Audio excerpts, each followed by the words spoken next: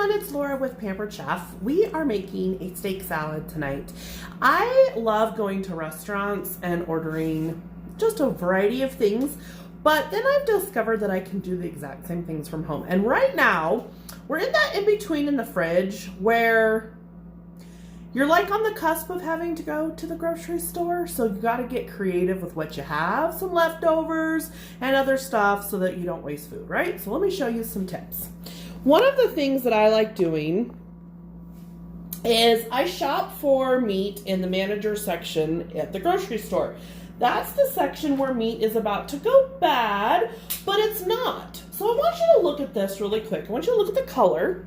And how many of you would not buy this because you would see this brown coloring? But the pink over here, but then this brown. All this means, you guys, is oxidation. That's all it is. If meat is bad, you'll know it's bad, and they can't sell it. This is simply oxidation, okay? So this is a skirt steak, and I've already cooked some other steaks over here. So I'm just gonna show you what I do to prep, okay? So first of all, you want your skillet hot. So I turn that on, and we want this to get down to room temperature. If not room temperature, at least take it out of the fridge 20 to 30 minutes before you cook it, okay? Now I've already added some salt. Now you need a binder. Now a lot of recipes will say to put olive oil or some sort of oil on your steak. You can do that. I prefer mustard, and I'm using a stone ground mustard. This simply helps your seasonings stay on your steak, okay? However, it adds awesome flavor, okay? So we're gonna just do this, and then I'm adding some garlic and herb seasoning. Pampered Chef has some new barbecue rubs. You can use whatever you want, okay? So I'm gonna flip this over, and do you see the striations? Do you see? This is called the grain, and we're gonna we're gonna cut against the grain. That's important, especially for your cheaper cuts of meat, because if you cut with the grain, that's when it gets tough, okay? So that helps tenderize it. I'm actually gonna cook this as one steak though, so it's not a big deal. It's only important really if you're cutting it before you cook it, okay? So let me wash my hands really quick, and I'll show you what else we're doing. So now my skillet's already pretty hot from the previous steak, so I'm not too worried about it. So I'm gonna go ahead and put this on. If it was any bigger, then I would really worry, okay? So that fits right there. So now, different cutting mat.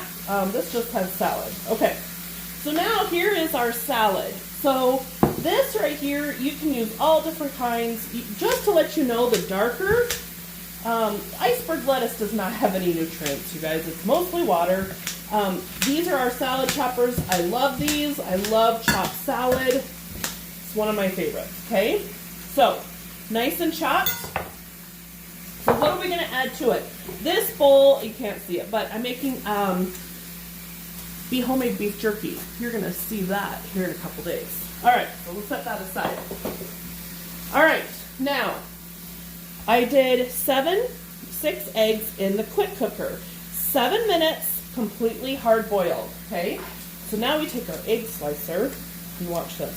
Dun, dun, dun, dun. And now, I have perfectly sliced eggs. Look at that, all yellow and pretty on the inside, okay? So, easy peasy. Now, a lot of people ask, well, what's the difference between the manual food processor and the food chopper? So, we're going to do a little comparison, okay? So, manual food processor, 3-cup capacity. You can do anything. This is my personal favorite, but you can use either one. So, see how this chops up all fine? 3 cups, you pull the little blades out, because nice friends do, and then it has a lid you can put right on, okay? Now, maybe you're a food chopper fan.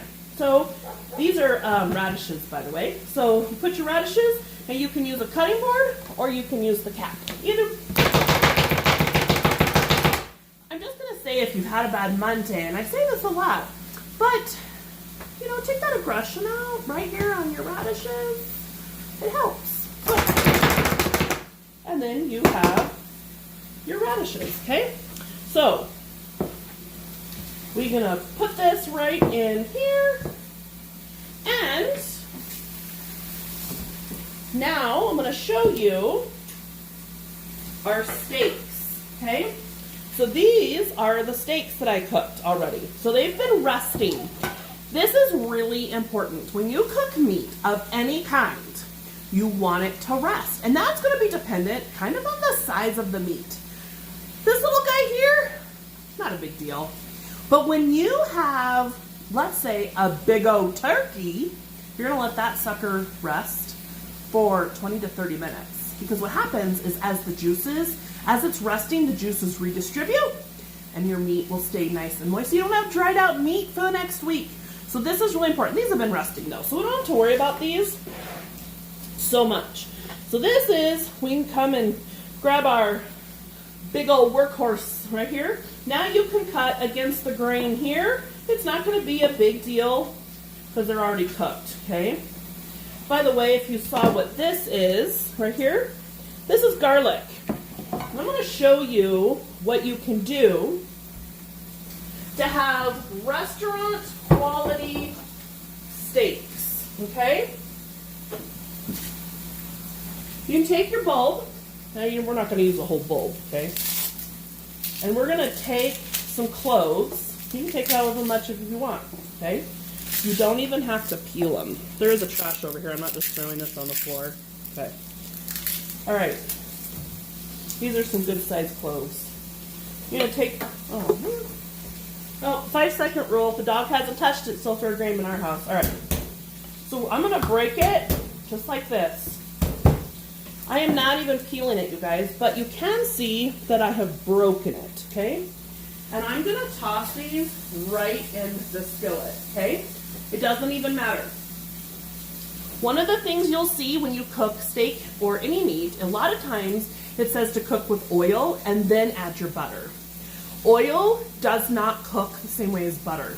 So when I flip this, the oil is fine, then I will add butter. It cooks completely differently, and that's important, okay? So I'm going to flip this, and now that is going. So then I'm just going to keep cutting this, and this is what we will add. See that nice red? Maybe you like it cooked more. That's your preference. There's no wrong or right, but I'm going to keep making this pretty, and I'll post a picture. But if you have questions on how to cook steaks or any meat, if that's your nemesis, let me know, because I always shop in the manager section when meat is on clearance and discount, and we've never been sick from bad meat, okay? So let me help you. Thanks, guys. Have a good night.